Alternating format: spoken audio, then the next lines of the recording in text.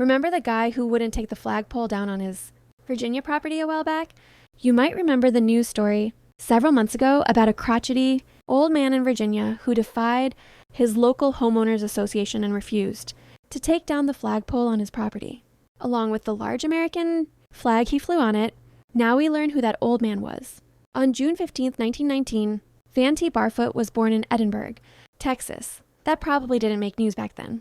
But 25 years later, on May 23, 1944, near Salerno, Italy, that same Van Barfoot, who had in 1940 enlisted in the U.S. Army, set out alone to flank German machine gun positions from which gunfire was raining down on his fellow soldiers. His advance took him through a minefield, but having done so, he proceeded to single-handedly take out 3 enemy machine gun positions, returning with 17 prisoners of war, and if that weren't enough for a day's work, he later took on and destroyed 3 German tanks sent to retake the machine gun positions. That probably didn't make much news either, given the scope of the war, but it did earn Van Barfoot, who retired as a colonel after also serving in Korea and Vietnam, a well-deserved Congressional Medal of Honor. What did make news was his neighborhood.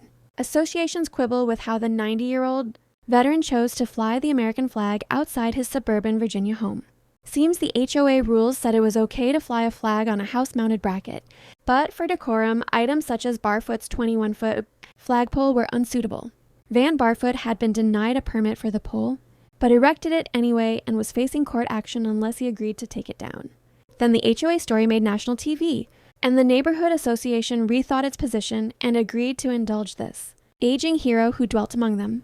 "In the time I have left," he said to the Associated Press, "I plan to continue to fly the American flag without interference." As well he should, and if any of his neighbors had taken a notion to contest him further, they might have done well to read his Medal of Honor citation first.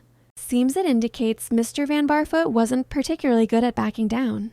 If you've read this post and don't share it, guess what? You need your butt kicked.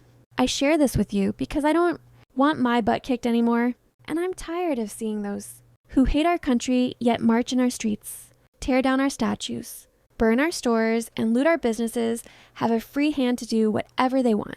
We only live in the land of the free because of the brave, and because of brave old men like Van Barfoot,